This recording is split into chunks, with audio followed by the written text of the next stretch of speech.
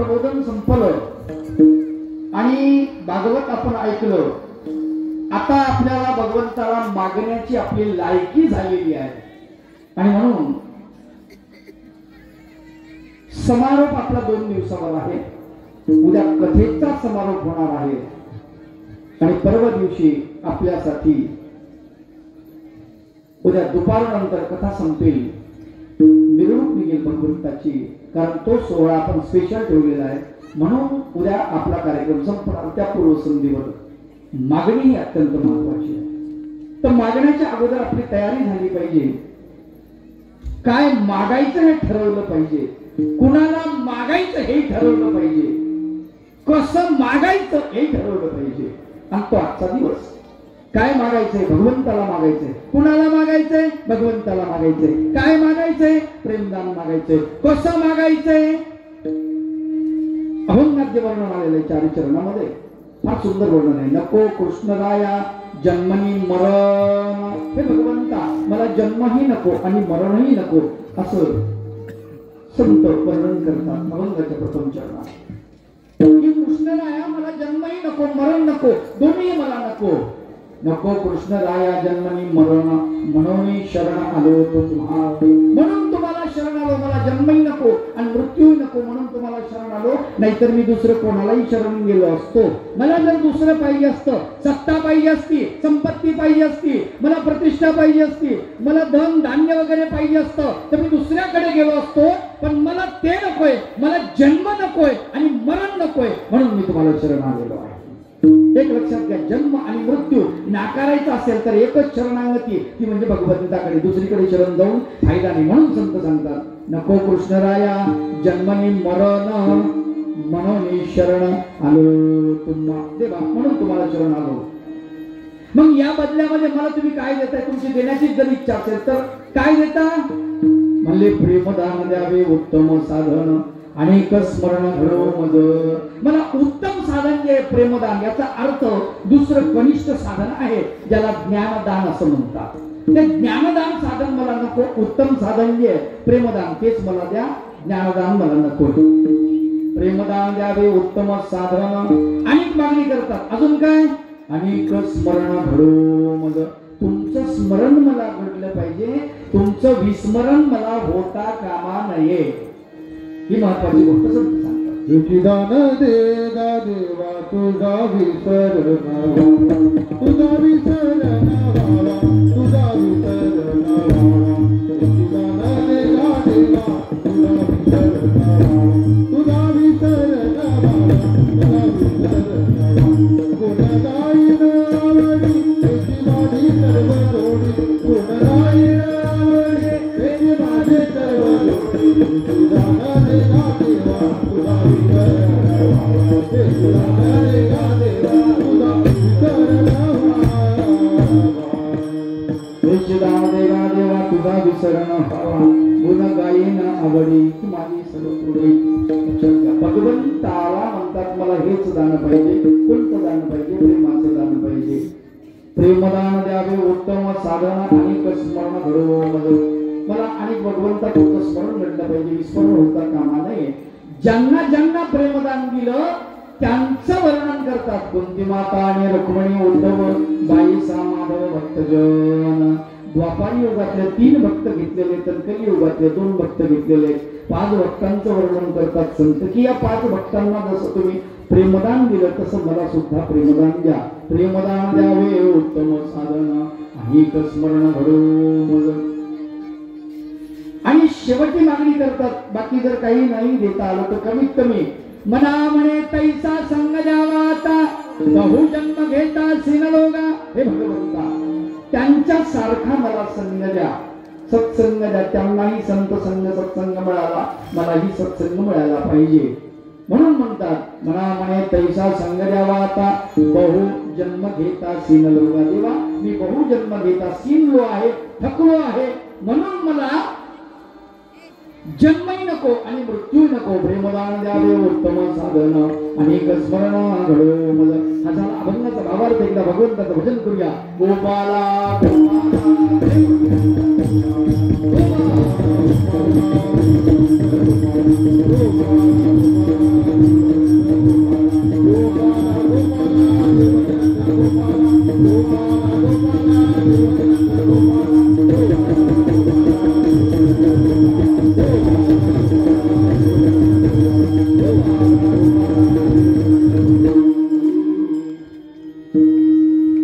कृष्णराया जन्मनी मरण म्हणून शरण आलो तुम्हा. जन्म आणि मरण या दोन गोष्टीमधलं जे अंतर आहे त्याला जीवन असं म्हणतात. आणि जीवनामध्ये मनुष्य जन्म भेटला, या मनुष्य जीवनामध्ये जगत असताना आपल्याला जीवन कसं जगावं हेच आपल्याला कळत नाही मुळामध्ये. आलं का लक्षात? सगळ्यात महत्वाची गोष्ट, जन्माला तर आम्ही आलो, प्रत्येक जण जन्माला येतो, लक्षात घ्या. जन्माला आम्ही आलो, जन्माला संत आले, जन्माला भगवंत आले, भगवंत जन्माला आले, भगवंतांनी ज्ञान दिलं, प्रेम दिलं, भगवंत निघून गेले. संत जन्माला आले, संतांनी लोकांना शिकवलं, शहाणं केलं. आपण यासारखे करते तात्काळ नाही काळ वेळ तयार लागे किंवा बुडते हे जन देखवे ना डोळा येतो कळवळा म्हणून या. त्यांनी त्यांचं काम केलं. ते जन्माला आले आणि ते बी गेले. आपणही जन्माला आलो, आपणही जाणार, पण आपल्या जाण्यामध्ये फरक आहे, संतांच्या जाण्यामध्ये फरक आहे. संत जेव्हा जातात तेव्हा लाखो लोकांच्या डोळ्यामधले अश्रू पडतात आणि लाखो लोक रडतात. आपण जर गेलो कुत्रे रडत नाही, लक्षात ठेवा. गोपाला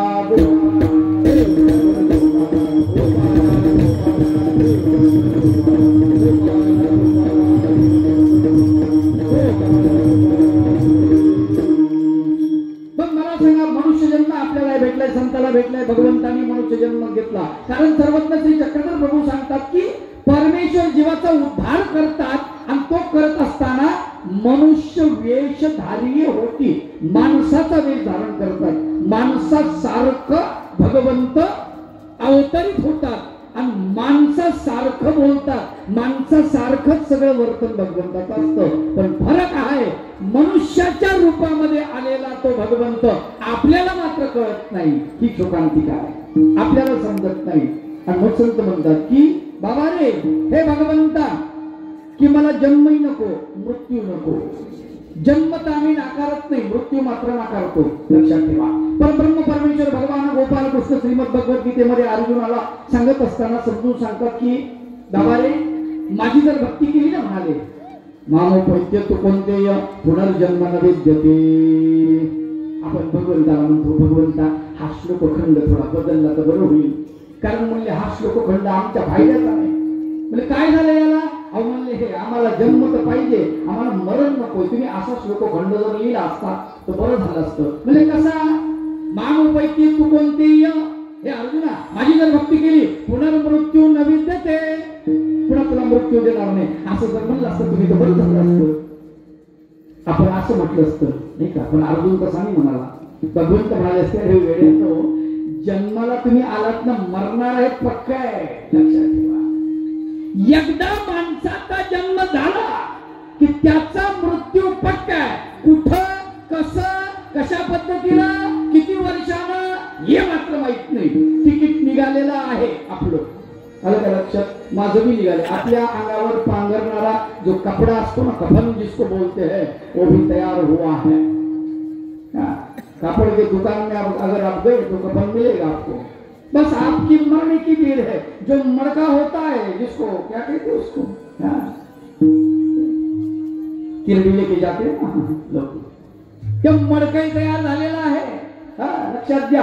खांदेकरी सुद्धा तयार आहे, रडणारे सुद्धा तयार आहे, श्वास रोखून बसले, आपल्याकडे टोक असं टक लावून बघते, याची छाती चालू आहे का, नाकावर कापूस ठेवून बघते, गेलं का हाय अजून, डॉक्टरला बोलवा, म्हणले का नाडी परीक्षा करा, मेलं तर बॉम्ब लायला बरोबर.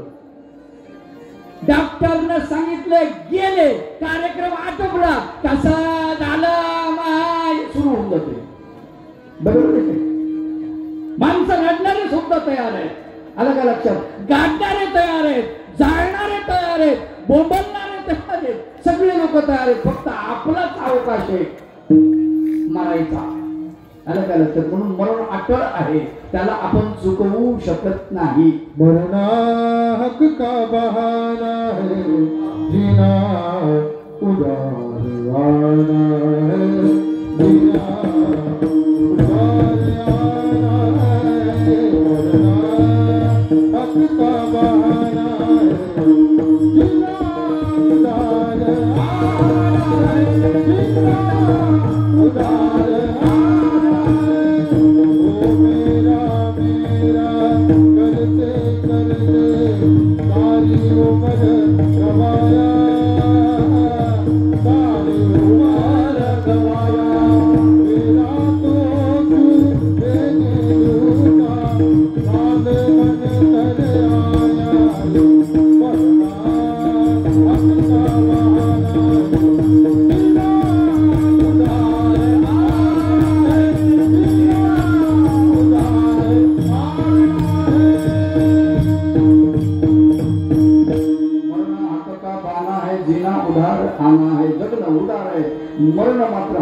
मरावं लागते पक्क आहे, लक्षात ठेवा.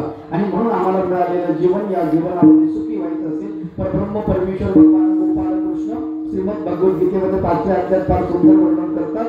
अर्जुनाला शंका पडली. अर्जुन म्हणाला परब्रह्म परमेश्वरा भगवंता, या जगात जर सुखच नाही, या जगामध्ये जर समजा आनंदच नाही, या जगामध्ये जर समाधानच नाही, तर उपयोग काय चांगलं वागून? आमचा हाच प्रश्न असतो. प्रत्येक माणूस आम्हाला साधू माणसाला एक विचारते, बाबा जर मरावंच लागते मग देवपूजा करा, प्रसाद वंदन करा, दंडवत घाला, उपदेश घ्या, दारू पिऊ नका, मग भक्षण करू नका, कशासाठी एवढं सगळं? काय गरज आहे? जर मरावंच लागतंय तर हे कशासाठी? असे अनेक लोकांचे प्रश्न आहेत, नाही का? जर सुखच नाही जीवनामध्ये तर आम्ही कसे वागू स्वय, असं आपल्याला वाटतं. आणि अर्जुनाला सुद्धा अशी शंका पडली. भगवंत म्हणतात मग तुला काय म्हणायचं नेमकं? अरे म्हणले इथं नाहीच आहे, सुख नाही आहे, मी सांगतो. भगवंत सांगतात की या जगामध्ये दुःखालयम अशाश्वतम, हे जग सगळं कसं म्हणले? दुःखाचं आलय आहे, दुःखाचं घर आहे आणि अशाश्वत आहे, इथे सुख नाही रे बाबा. भगवंतांना सांगितलं का गोपाल कृष्णाला? नाही, सगळ्यांनी सांगितलं. संतांनी सुद्धा वर्णन केलं. दुःख बांधवारी आहे हा संसार, आहे हा संसार,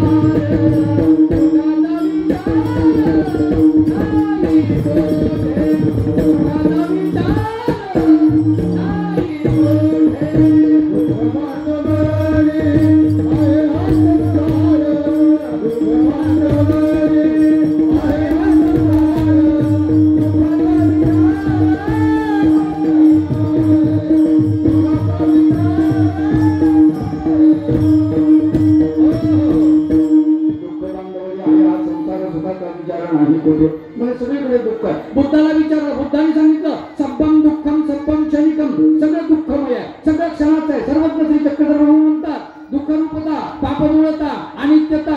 एक किल्ली नव्हती तर संसारावरतून आणि काही गोष्टी असे म्हणजे संसारच चांगला झाला असता. लुंगी नेसायचं काय काम आहे, भिक्षा घ्यायची काय काम आहे, शेंडी काय हलकापायची, कशाला भिक्षा मागायची, काय गरज आहे वणवण भटकायची? नाही. पण भगवंत म्हणतात की 3 दोष आहेत त्याला प्रपंचाला लागलेले. कोणते? दुःखरूपता, दुःखच दुःख, लक्षात ठेवा. पापमूळता, पापच पाप, काही करायला जा पापच. आणि तिसरं अनित्यता, किती करा ते नित्य नाही. प्रपंचासाठी किती जरी केलं माणसाने, तुम्हाला सांगतो शेवटची जी घटिक असते ना माणसाची, एखाद्या म्हाताऱ्या माणसाला विचारा, त्याला कस काय चाललंय, बरं आहे का? बिमार असलेला माणूस त्याच्याकडे जावा, कस काय चाललंय, बरं आहे का? ते इकडे तिकडे पाहतो कावड्या बावड्यावर. आणि मग आपण जवळ गेलो, जवळ सुनबाई, पोरगो, नातू कोणी नसलं की असं करतो आपल्याला, इकडे या जवळ तुमच्या कानापाशी तोडून आणतो आपल्या. आणि मग आपण कान त्याच्या जवळ केलं म्हणतं, काय खरं नाही बाबा, भाकर धड वाढत नाही, आणि असं जेवायला जर देत नाही, गरम भाकर नसती, दात पडले बाबा, अवघड काम आहे, डोळ्यात दिसत नाही, काय करा, भूक लागती. आणि जेवण झालं की असं म्हणजे पोटामध्ये फळफळ होतं, जाग्यावरच होऊन जातं. सुनबाई नाकाला पदर लावती, बाबा लय आले, पचत नाही, अवघड काम. वय जीवाची रोवळी कफे कंठ धरली, अवघड काम आहे. संत रामदास स्वामी फार सुंदर वर्णन केलं आहे. दंतपाटी उखळली, तेने बोर खिंडी पडली, लागली दुर्गंधीची, डोळा पाता दिसेना, कानी शब्द ऐकेना, दीर्घ स्वरे बोलवेना, दमादाटी शक्ती पायाची राहिली, पैसवेना मुरकुंडी हली, बृहती वाजो लागली, तोंडाची ऐशी. अवघड काम आहे, लक्षात घ्या. वृद्धापकाळ कठीण आहे, म्हणजे सुखच नाही. तर मग तरुणपणामध्ये सुख आहे का? सुखच नाही, तर सुखच नाही, सगळ्यांनी सांगितलं. मग अर्जुन म्हणतो तेव्हा सुखच नाही तर चांगलं वागायचं का? खरी गोष्ट आहे. आपल्या मनातला प्रश्न विचारला त्यानंतर तिथं बरोबर आहे. भगवंत म्हणाले मग तुला इथं सुख पाहिजे का? हा म्हणजे मग इथंच पाहिजे ते. तिथं काय पुढचं कोणी बघितलं? पुढं कधी सुख मिळणार आहे? आम्ही तर चांगलं वागलो आणि पुढं सुख मिळेल म्हणजे मग इथंच पाहिजे. हा म्हणजे इथंच पाहिजे असं काही प्रमाण द्या. देव म्हणजे भेटतंय, इथं सुख भेटतंय. 5व्या अध्यायात वर्णन करतात भगवंत म्हणजे इथंच भेटतंय. कसं भेटतंय? म्हणजे शक्नो होती ऐवय सोडून प्राक्षरी विमोक्षणात काम क्रोधात भवम वेगम संयुक्त सत्सुखी. तो सुखाने युक्त म्हणले काय करावं लागेल? प्रामुख्याने एक काम करावं लागेल. काय करावं लागेल? प्राक शरीर विमोक्षणात शरीर सोडण्याच्या आतमध्ये एक काम करावं लागेल. काय करावं लागेल? काम क्रोध काम आणि क्रोध याच्यातून उद्भवणारा जो आवेग आहे तो तुला आवरावा लागेल. तो आवरला संयुक्त सुखी नर तो नर या पृथ्वी तलावरती सुखाने युक्त आहे. बाकीच्यांना सुख नाही. सुख पाहता जवळ पाडे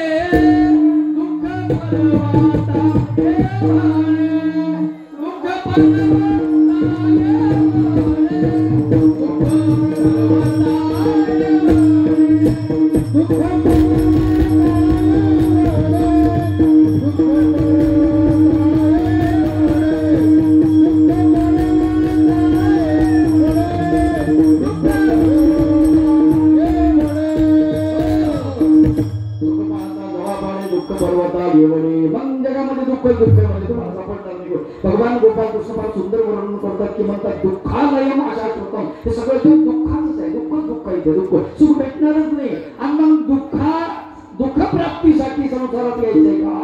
नाही. आम्हाला तर सुख पाहिजे. आम्ही तर सुखाची लालसा करतो. सुख पाहिजे. जीवनामध्ये जन्माला आल्यापासून प्रत्येक माणूस सुखाची अपेक्षा करतो. जन्म आणि मृत्यू लक्षात ठेवा. हो. मग जन्मामध्ये सुख आहे, मृत्यूमध्ये सुख आहे. जन्मामध्ये सुख आहे, मृत्यूमध्ये दुःख आहे आपल्याला वाटतं. पण मृत्यूमध्ये सुद्धा सुख आहे. तशा पद्धतीने आपलं मरण जर आलं आपल्याला तर त्याच्यामध्ये सुद्धा संत म्हणतात की आपुले मरण पाहिले ना डोळा तो सुख सोहळा स्वर्गीय स्वर्गात सुद्धा म्हणजे तो सुख सोहळा नाहीये. असं मरण जर आपलं पाहिलं तर समोर ज्या माणसाला मरणाची भीती कोणाला असते? ज्याने आयुष्यभर पाप कर्म केले त्याला मरणाची भीती वाटते. ज्याने आयुष्यभर कोणाचं वाईट केलं नसेल, चांगलं केलं आयुष्यभर, त्या माणसाला मरणाची भीती वाटत नाही.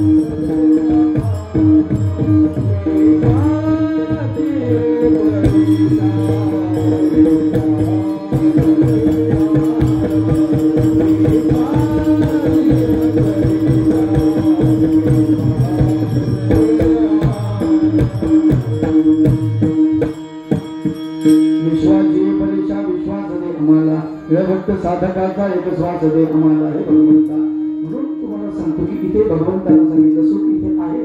तो नर सुखाने युक्त आहे. तुम्हाला सुख मिळू शकते. पण दोन गोष्टी कराव्या लागेल. काम क्रोधात भवम वेगम संयुक्त सुखी नर तो नर सुखाने युक्त आहे. आणि जीवनामध्ये आपल्याला सुखच पाहिजे. प्रत्येक गोष्ट आपण सुखासाठी लक्षात ठेवा. तुम्ही घर कशासाठी बांधलं? सुखासाठी. घरात टीव्ही कशासाठी आणली? सुखासाठी. फॅन कशासाठी लावला? सुखासाठी. लग्न केलं? सुखासाठी. मुलं बाळ? सुखासाठी. निवडणुकीत फॉर्म भरला? सुखासाठी. ग्रामपंचायतची खुर्ची? सुखासाठी. सगळे प्रकार. चांगले कपडे अंगावर? सुखासाठी. चांगले अलंकार? सुखासाठी. पंच ज्ञानेंद्रियाच्या माध्यमातून करते नाही सुख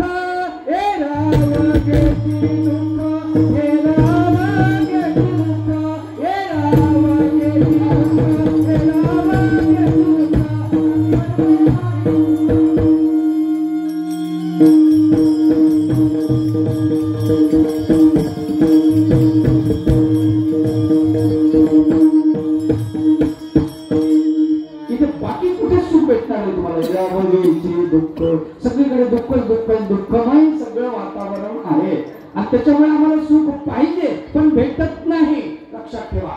बरं मला एक सांगा की कोणाला असं वाटतं आपण म्हातारं व्हावं? हात वर करा बरं. आई म्हातारे माणसांचं करा. तुम्हाला म्हातारं वाटत नाही? अवघड काम नाही. म्हाताऱ्या माणसाला सुद्धा म्हातारं व्हावं वाटत नाही.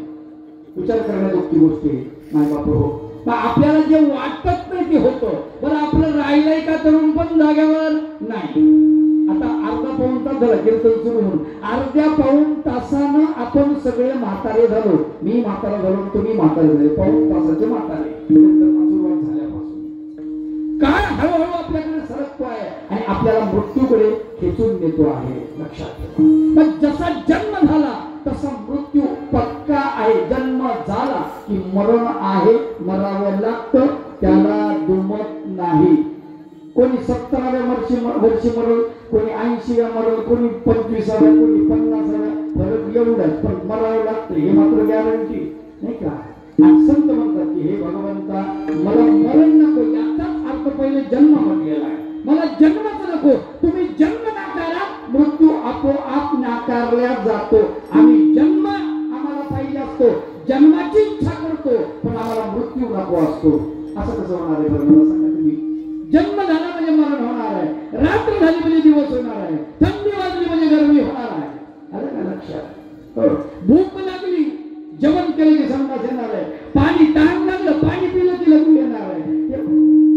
निसर्ग आहे, स्वभाव आहे तो. आलं का लक्षात. निसर्गाचा स्वभाव ते होणारच आहे. लक्षात ठेवा. याच्यातून बाजूला सुटायचंय तर तुम्हाला जन्मातून बाजूला सुटावं लागेल. मृत्यूतून तुम्ही नुसते बाजूला सुटू शकत नाही.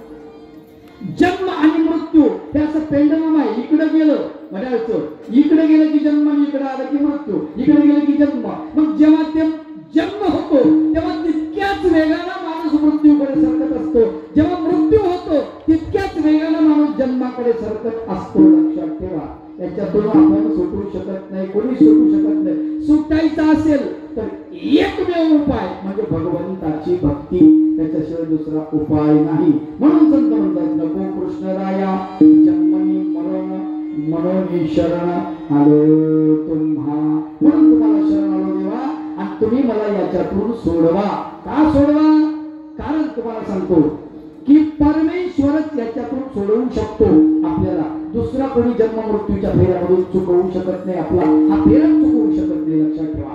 परब्रह्म परमेश्वर भगवान गोपाल कृष्ण म्हणतात की अर्जुना छाती ठोकून श्रीमद भगवद्गीतेमध्ये फक्त आणि फक्त कृष्णानं सांगितलं अनेक ग्रंथ तुम्ही चाळा, पण असं कोणी म्हणत नाही की मामोपैत्य तू कोणते पुन्हा जन्माला विद्यते.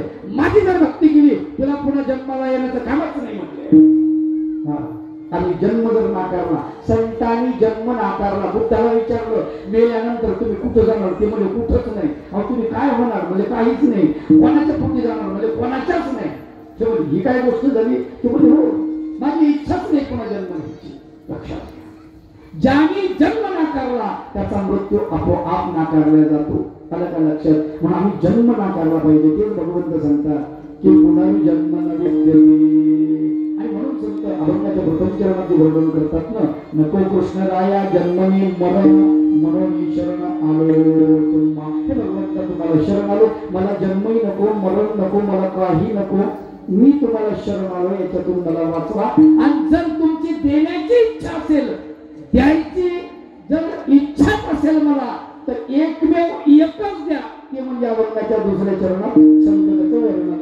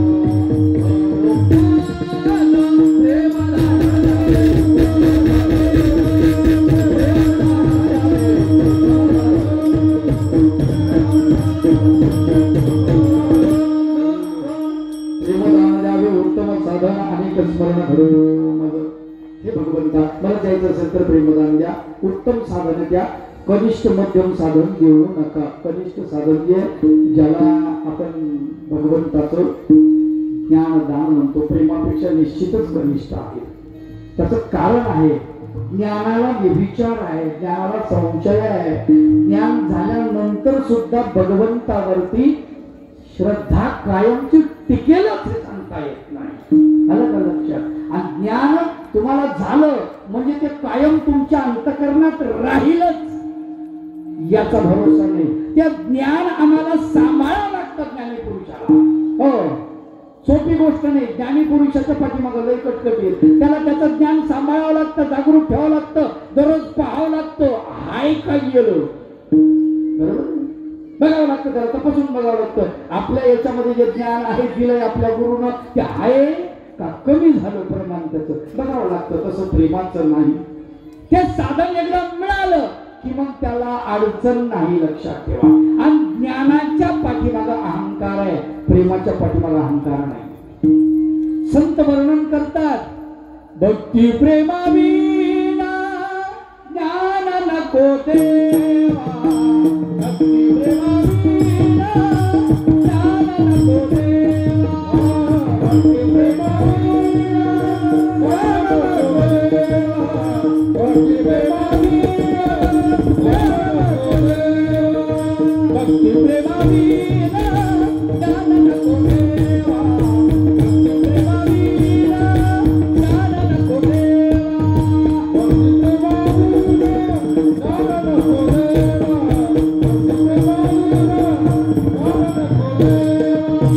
अभिमान विद्यानावा दया माझी, अभिमान विद्यानावा दया माझी, अभिमान विद्यानावा दया माझी, दया माझी.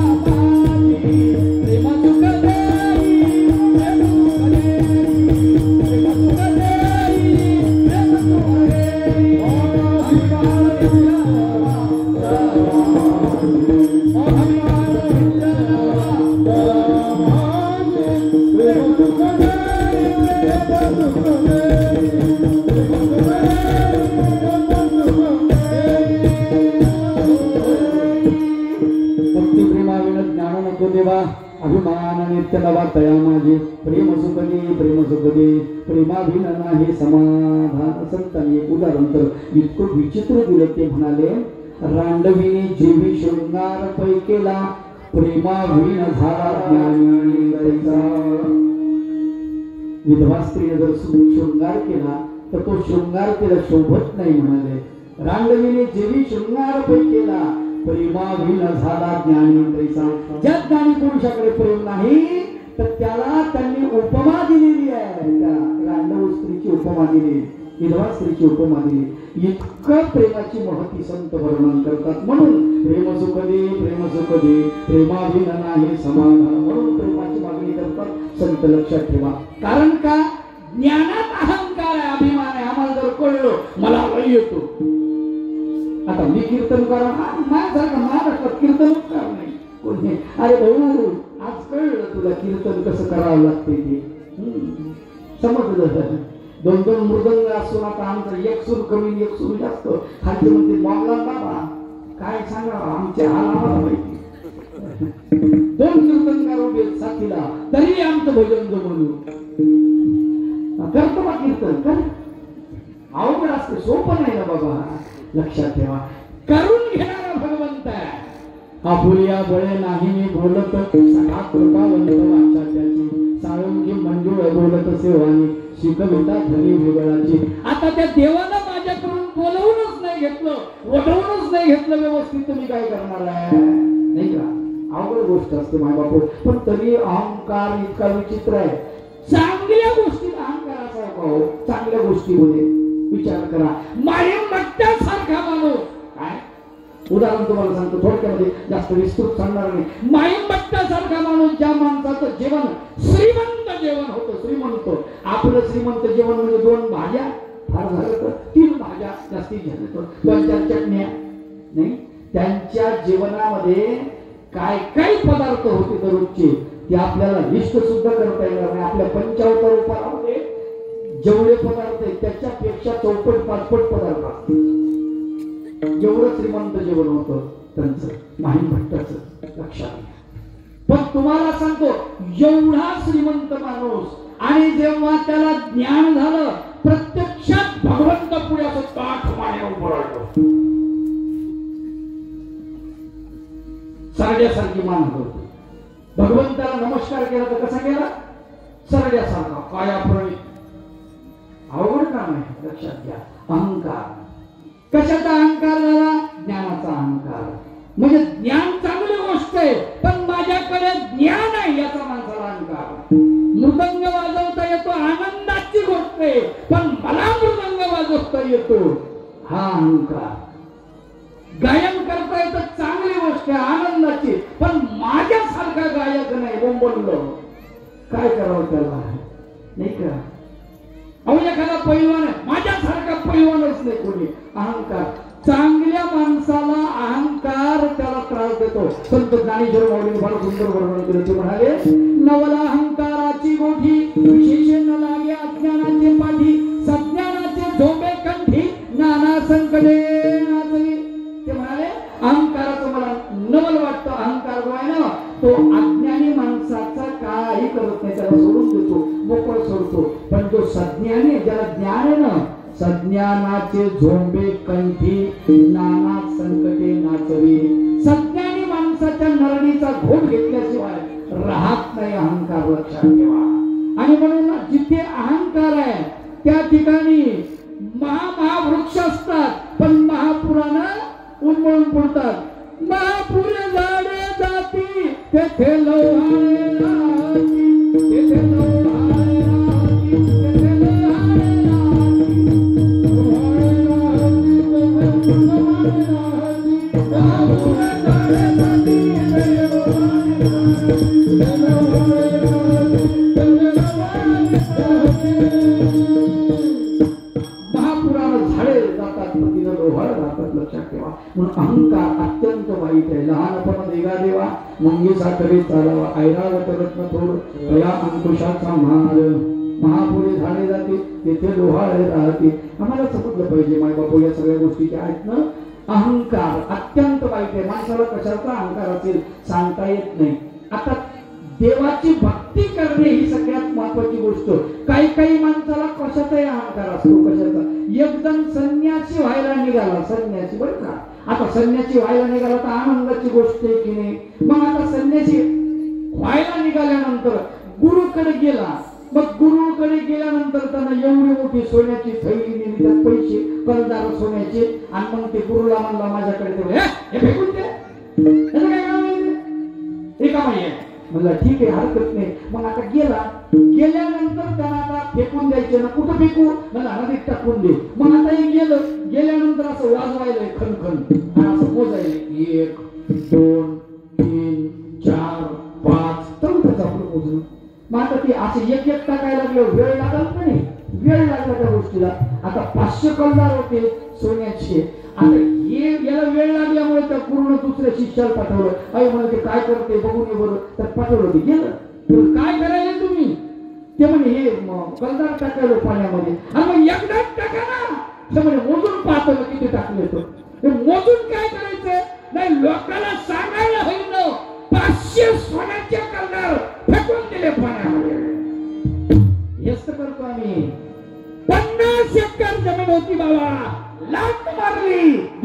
होती काय बोंबलायला हा कशासाठी तिकडे होती जमीन जमीन तुझी होती का अरे त्या जमिनीवर दुसऱ्याचा सातबारा होता पहिले तुला पंजोबा नंतर आजोबा आजोबा नंतर तुझा बाप त्याच्यानंतर तू त्याच्यानंतर तुझं पोरग त्याच्यानंतर तुझा नातू त्याच्यानंतर तुझा बंधू तू कुठं आहे तिथं हीच गली मी खचखच आपल्याला वाटतं सगळं माझंच आहे अरे सातबारे बदलल्या जातात रे राहत नाही मनाची वाट पाहते लोक सातबारा बदलून टाकतील नाव सुद्धा राहत नाही तुमच्या खापर पंजोबाचा फोटो तुमच्या घरात आहे का जाऊ द्या बाकीच्या गोष्टी जास्त दूर कशाला नाही खापर पंजोबाचा फोटो आमच्याकडे का नाही काय तीर मारले त्यांनी मग आपण काय तीर मारणार आहे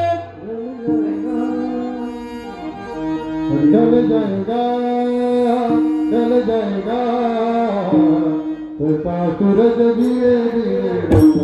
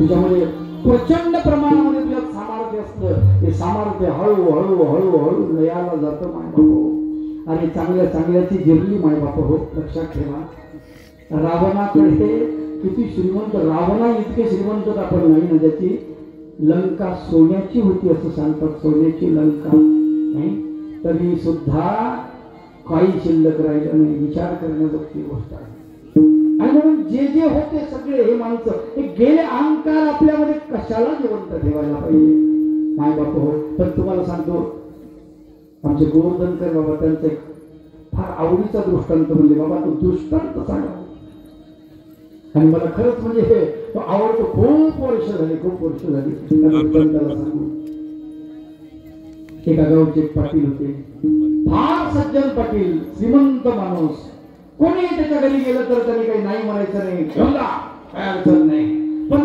आवाजामध्ये अशी जरब आता आमचं ते आमच्या रक्तामध्ये त्याला काय करावं मी पाटीलच आहे जगात का माहिती आता त्याला इलाज नाही कारण आमच्या रक्तातली गोष्ट जी आहे ना तो रक्तातला दोष आहे आणि तो दोष त्याला इलाज नाही मग आता त्याच्यात असं इतकं हे होतं सगळ्यांची कामं करायचं गावामध्ये प्रचंड वजन पायामध्ये कुठं कर कुठं वाजायचे गुरुंचे कुठं खांद्यावरती शेला गावामध्ये असे लोक घाबरायचे पाटलाला एवढं पाटलाचा दरारा होता कोणाचं भांडण जर सुरू झालं तर या माणसाने एक तर भांडण अगोदर सुरू झालं तर मिटवायचं नाही तर मग भांडण नसल तर लावून द्यायचं आवड काम होतं लोक म्हणायचे सगळ्याच्या नादी लागावं यांच्या नादी लागलं नको आणि खरं तसंच होतं मग गावामध्ये एक बाबा आले होते त्या बाबाने आपलं निरूपण केलं आणि निरूपण करता सांगितलं की बाबा माणसाच्या जीवनामध्ये काहीच खरं नाही मनुष्य म्हणजे काय जीवात्मा म्हणजे काय आहे? या देहामध्ये सांगणारा, देहाचा त्याच्यात राहणारा हा जीवात्मा कधी उडून जाईल माहित नाही, कधी निघून जाईल माहित नाही आहे. आणि जीवाला काय स्वच्छ आहे. जीव कसा आहे? जीवाचं लक्षण त्यांनी सांगितलं त्या बाबांनी. म्हणजे जीव स्वच्छ, दरिद्री, दीन, दुबळा असा जीवात्मा आहे. ते म्हणजे आपल्याला नाही पडलं बाबा हे काय देवाचं वाक्य आपल्या. आपण दुबळे नाही, आपलं काय दरार आहे म्हणले गावामध्ये, ठर ठर ठर ठर कापतंय म्हणले गाव. बाबा म्हणले मी तुम्हाला म्हणत नाही, मी जीवात्म्याची गोष्ट सांगतो. देवानं जीवात्म्याबद्दल वर्णन केलं, ते आपल्याला पडत नाही म्हणलं. असं ठीक आहे, तरी बसले बाबा बिचारे काय करते, गेले निघून बाबा. मग याला ते पटलंच नाही. पण ते काही बी सांगतात म्हणले बाबा लोक, आपलं केवढं वजन, आपण केवढं लोक, अख्खा गाव घाबरतोय, अख्खा तालुका. आपण म्हणलं ते कोणाला कोण निवडून येणार, कोण पाडायचं, कोणाला आणायचं, कोणाला पुढे करायचं, कोणाला मागे वळायचं, सगळं आपल्या हातामध्ये. म्हणजे तालुका जिल्हा आपल्या हातामध्ये. आणि बाबा काही सांगायचं म्हणजे आतमध्ये ते सगळं असं मुरलेलं ते कुठं हे होतंय, त्रास व्हायला ना त्याचा. कारण तुम्हाला सांगतो, आपल्या अहंकाराला चोट पोहोचली की मग मात्र अवघड होते. लक्षात ठेवा, अहंकार सगळ्यात वाईट. त्याला धक्का दिला की माणसाला बरं वाटत नाही. कथेत अडकता थोडीस सांगतो, चित्रकार होता आणि त्या चित्रकाराला सुंदर असे पुतळे बनवले, सुंदर हुबेहूब पुतळे बनवले. आणि ते हुबेहूब स्वतःचे पुतळे बनवले. त्याला कळलं भविष्य की यम मला न्यायला येणार आहे. काय यम न्यायला येणार आहे. आणि 10-12 पुतळे लाईनीने असे उभे केले. आता 10-12 पुतळे उभे केले, त्याच्यात हे उभं राहिलं. काय हे उभं राहिलं. मग आता परीक्षा करायची, नेमकं याला न्यायचं. यम आला, त्याला पाहिलं, बापो 10-12 दिसायले, कोणाला न्या बरं, सारखेच दिसायले उभे होऊन, न्यायचं कोणाला. मग त्याच्यामध्ये नारळ हे चाललं का पशी यम. आता यम म्हणजे यम पहिलंच आडमोठ शिंग भिंग त्या आल्यावर बसून आलेलं बिंग काम जमाचं नाही का. मग तिकडून नारद मुनी आले. नारद मुनी विचारलं, काय म्हणले यमराज, कुठं चालले होते? अहो म्हणले ते आमका माणूस एक चित्रकार म्हणले, पेंटर, तो त्याला न्यायचं होतं. पण ते म्हणले कुठं दिसत ना, एक रूप एक शिक्का म्हणले 12 जण दिसायलेत म्हणले. ते म्हणले ठीक आहे, मी बघतो, तुमचं काम करून देतो मी, अडचण नाही. गेले नारद मुनी तिथं, सगळ्या मूर्तीकडे बघितलं. वाह, काय अप्रतिम बनवलाय म्हणला. असा मूर्तिकार पृथ्वीवर कुठंच नाही. त्याची छाती अशी फुगली. वा शाबासकी भेटली आपल्याला. पण नारद मुनी म्हणले, पण एक चुकलं. काय एक चूक झाली म्हणले त्याच्याकडून, त्यानं गप मारावं. पण तुम्हाला सांगतो, माझं काय चुकलं? आणि चुकलं रे भाऊ म्हणता म्हणता, गाता गाता हुकलं रे तुझं, सूर गेला रे बाप्पा. नाही खालचे लोक ऐकणारे म्हणते, बाबा जमलं नाही, एक मृदंग इकडे लागला, एक तिकडे लागला, हुकलं. आम्ही नाही ना चांगलं झालं का, आम्हाला आमचं रेटून द्यायचं असतं. ते गप नाही बसलं. ते म्हणतो, काय चूक आहे मला सांगा, कोण छान आहे? नारदाला हात पकडला, म्हणला यमराज तुमचं गिऱ्हाईक, एकी जाऊस गोपाला गोपाला.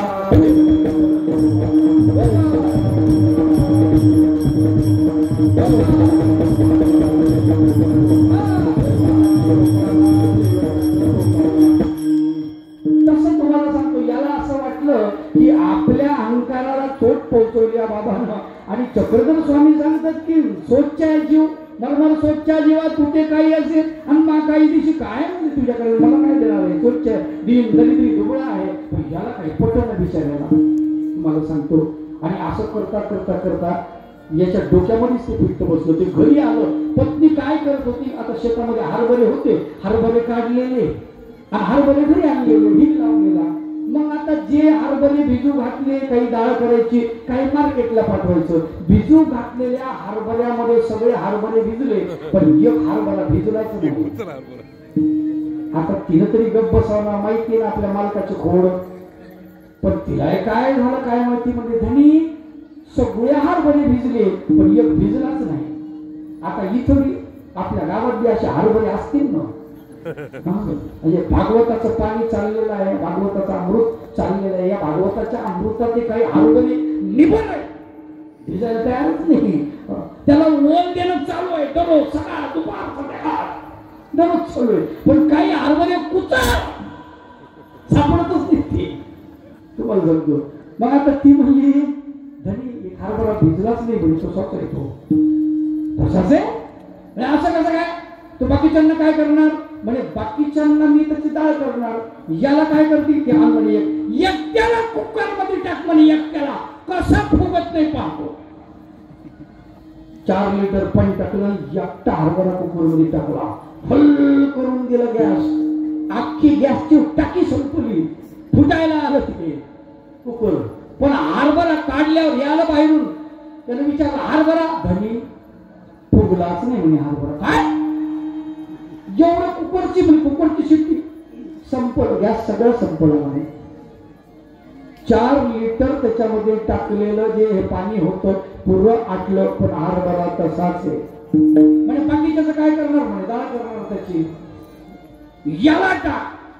ते डाळ टाकली, ते डाळ केली, हरभऱ्याची डाळ निघाली, त्याच्यातून हे कुच्चर तसंच बाहेर पडलं.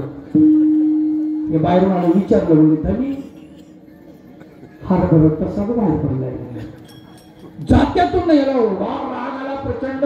माया लोकाला मी फोडतो, कोणी कसं फुटत नाही ते फोडतो, कितीतरी पक्ष फोडले, कितीतरी म्हणजे जातीमध्ये मी तेढ निर्माण केले, कितीतरी लोकांना हे केलं, आणि एवढंच हरभरा मला ऐकत नाही, उचलला टाकला तोंडामध्ये, काचकन दाबला. बीपी झालेली, शुगर झालेली, कशाला फुटतोय हरभरा कळ लागली दाताला, कटकट म्हणला, तसंच गिळून टाकला, मातीत जाऊन म्हणला आता काय होईल. रातभर झोप नाही मला, एका हरभऱ्याने परेशान केलं. एक हरभरा बेकारच काम आहे कुठला. रातभर परेशान, पहाटेच उठलो, आता ते हरभरा गडबड करायला पोटात. तसंच गेलो, संडासला बसलो अंधारामध्ये.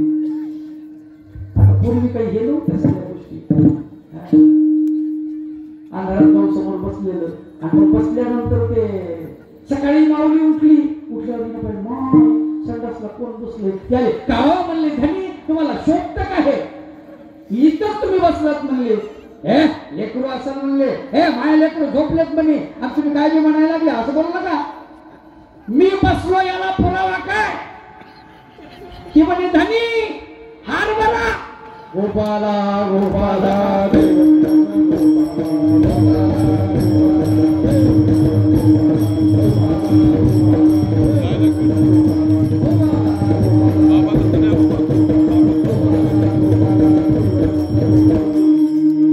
सामान्य वस्तू आपल्याला परेशान करते. काय बापू लक्षात ठेवा, अहंकार अतिसामान्य आहे. अहंकाराचं अस्तित्व नाही तसा विचार केला तर, पण अहंकार आपल्याला परेशान करतो.